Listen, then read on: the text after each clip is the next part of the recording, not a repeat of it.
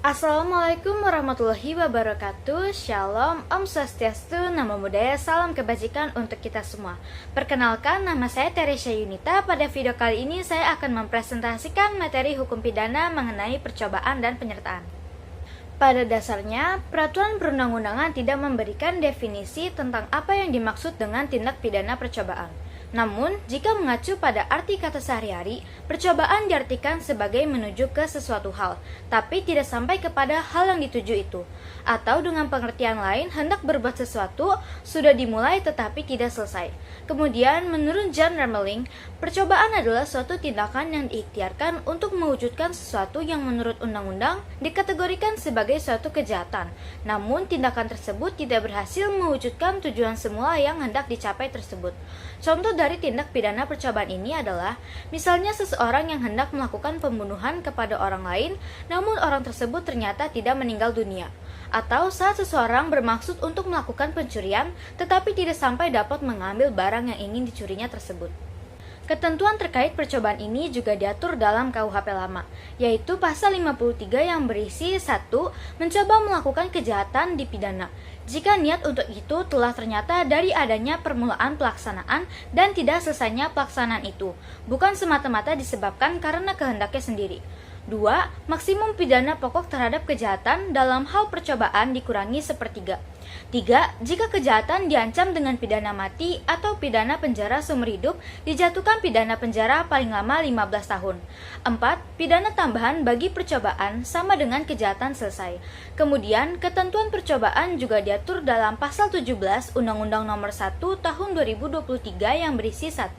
Percobaan melakukan tindak pidana terjadi jika niat pelaku telah nyata dari adanya permulaan pelaksanaan dari tindak pidana yang dituju, tetapi pelaksanaannya tidak selesai, tidak mencapai hasil, atau tidak menimbulkan akibat yang dilarang, bukan karena semata-mata atas kehendaknya sendiri.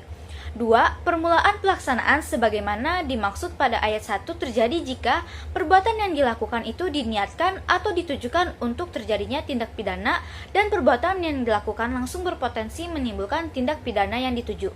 3. Pidana untuk percobaan melakukan tindak pidana paling banyak 2/3 dari maksimum ancaman pidana pokok untuk tindak pidana yang bersangkutan. 4. Percobaan melakukan tindak pidana yang diancam dengan pidana mati atau pidana penjara seumur hidup dipidana dengan pidana penjara paling lama 15 tahun. 5. Pidana tambahan untuk percobaan melakukan tindak pidana sama dengan pidana tambahan untuk tindak pidana yang bersangkutan. Kemudian, terdapat dua teori dasar mengenai pemidanaan terhadap percobaan. Yang pertama adalah teori percobaan subjektif. Dalam teori ini, tolak ukurnya adalah niat atau kehendak atau sikap batin yang dimiliki pelaku untuk melakukan perbuatan yang dilarang atau menimbulkan akibat yang dilarang. Lalu yang kedua adalah teori percobaan objektif. Dalam teori ini, tolak ukurnya adalah adanya perbuatan yang dilakukan oleh pelaku dalam hal mana perbuatan tersebut bersifat membahayakan kepentingan umum yang dilindungi oleh undang-undang. Untuk unsur-unsur tindak pidana percobaan, pasal 53 ayat 1 KUHP hanya menentukan jika percobaan melakukan kejahatan itu terjadi. Atau dengan kata lain, pasal 53 ayat 1 KUHP hanya menentukan syarat-syarat yang harus dipenuhi agar seorang pelaku dapat dihukum karena bersalah telah melakukan suatu percobaan. Syarat atau unsur tersebut adalah adanya niat atau kehendak dari pelaku, adanya permulaan pelaksanaan dari niat atau kehendak itu, dan pelaksanaan tidak selesai semata-mata bukan karena kehendak pelaku. Sekarang kita akan membahas lebih lanjut mengenai syarat-syarat atau unsur-unsur tindak pidana percobaan tadi. Yang pertama adalah niat. Menurut Hazewinkel Suringa, niat adalah suatu rencana untuk mengadakan suatu perbuatan tertentu dalam keadaan tertentu.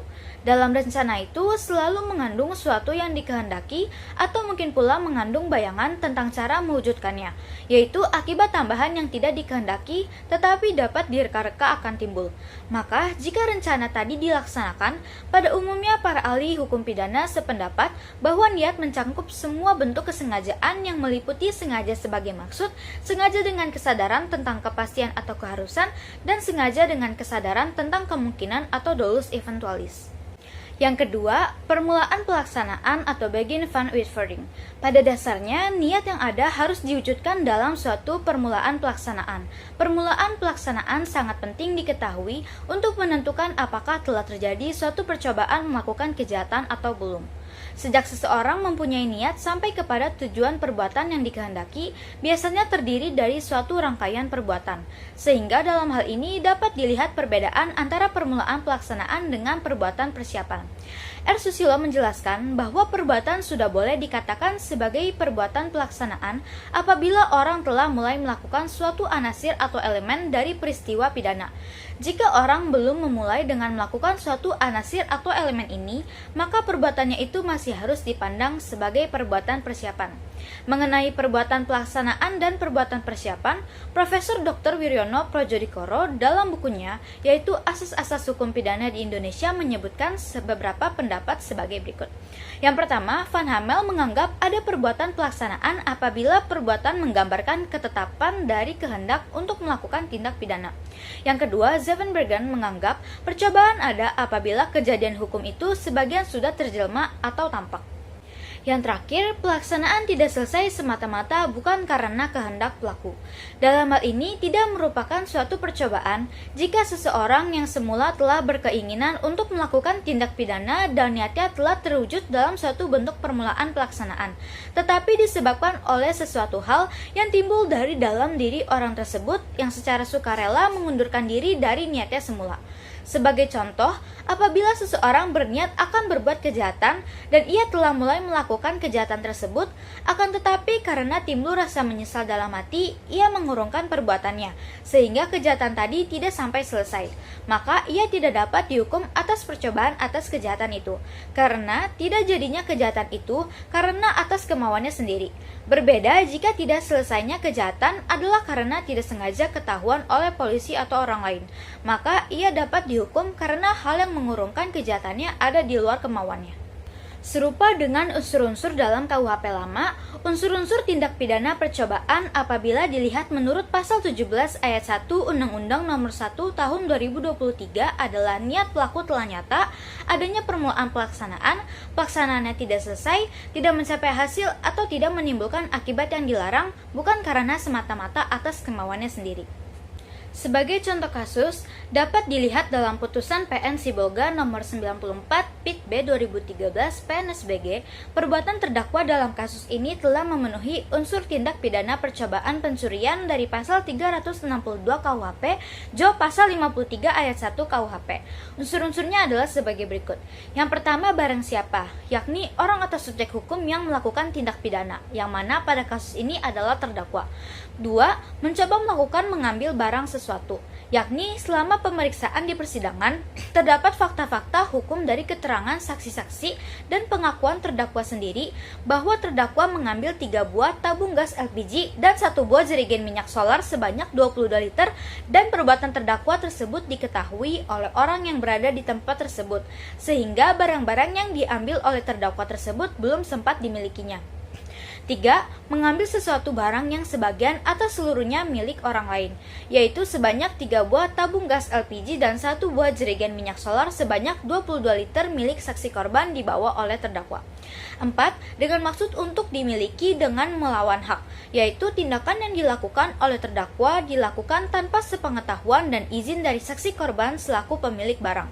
Dengan demikian, terdakwa telah terbukti secara sah dan meyakinkan melakukan perbuatan tindak pidana percobaan melakukan pencurian sebagaimana yang diatur dan diancam pidana dalam pasal 362 KUHP, Jo pasal 53 ayat 1 KUHP. Akibat perbuatannya, terdakwa dijatuhi hukuman pidana penjara selama 5 bulan 15 hari dan menetapkan lamanya masa penahanan yang telah dijalani terdakwa dikurangkan seluruhnya dari pidana yang dijatuhkan. Menurut Wiryono Projodikoro, penyertaan atau dalneming adalah turut sertanya seseorang atau lebih pada waktu seorang lain melakukan suatu tindak pidana.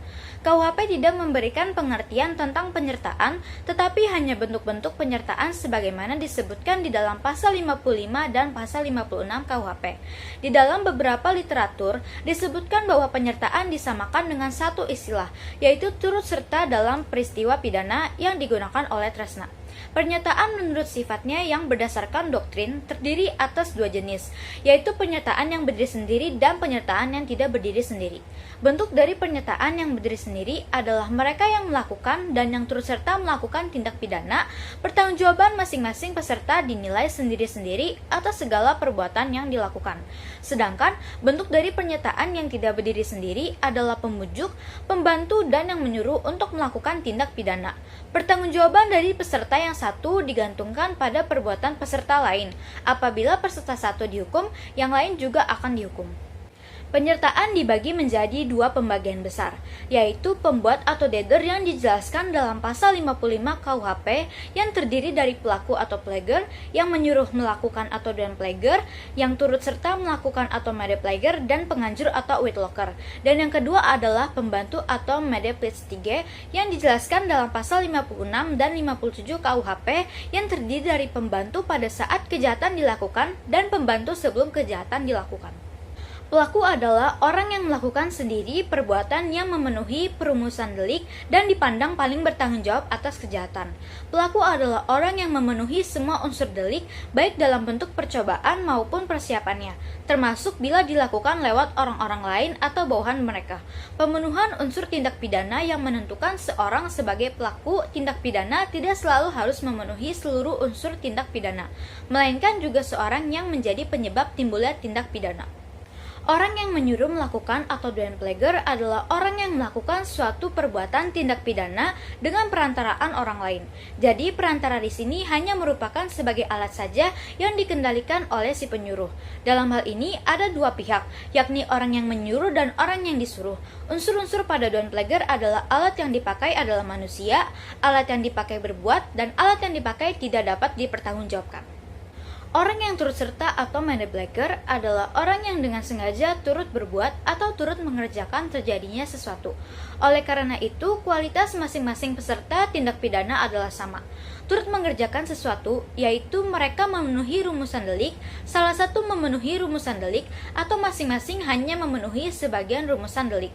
Pada tujuan ajaran penyertaan, dijelaskan bahwa seseorang yang tidak memenuhi seluruh unsur tindak pidana dapat dipidana karena peranannya dalam terwujudnya tindak pidana. Dalam turut serta ini yang termasuk dalam bagian bentuk penyertaan mensyaratkan seseorang terlibat dalam tindak pidana. Penganjur adalah orang yang menggerakkan orang lain untuk melakukan suatu tindak pidana dengan menggunakan sarana-sarana yang ditentukan oleh undang-undang secara limitatif, yaitu memberi atau menjanjikan sesuatu, menyalahgunakan kekuasaan atau martabat, kekerasan, ancaman, atau penyesatan dengan memberi kesempatan, sarana, atau keterangan yang ada pada pasal 55 ayat 1 angka 2. Penganjuran mirip dengan yang menyuruh melakukan atau doing plager, yaitu melalui perbuatan orang lain sebagai perantara. Namun perbedaannya terletak pada yang pertama, pada penganjuran menggerakkan dengan sarana-sarana tertentu yang tersebut dalam undang-undang atau KUHP. Sedangkan dalam menyuruh melakukan, menggerakkannya dengan sarana yang tidak ditentukan. Yang kedua, pada penganjuran, pembuat material dapat dipertanggungjawabkan. Sedangkan dalam menyuruh melakukan, pembuat material tidak dapat dipertanggungjawabkan. Sedangkan untuk pembantuan, sebagaimana disebutkan dalam pasal 56 KUHP, pembantuan terdiri dari dua jenis, yaitu pembantuan pada saat kejahatan dilakukan dan pembantuan sebelum kejahatan dilakukan. Pada pembantuan saat kejahatan dilakukan, cara bagaimana pembantuannya dilakukan tidak dijelaskan dalam KUHP. Hal ini mirip dengan turut serta atau made plager. Perbedaannya hanya terletak pada yang pertama, pada pembantuan perbuatannya hanya bersifat membantu atau menunjang, sedangkan pada turut serta merupakan perbuatan pelaksanaan. Yang kedua, pada pembantuan, pembantu hanya sengaja memberi bantuan tanpa disyaratkan harus bekerja sama dan tidak bertujuan atau berkepentingan sendiri.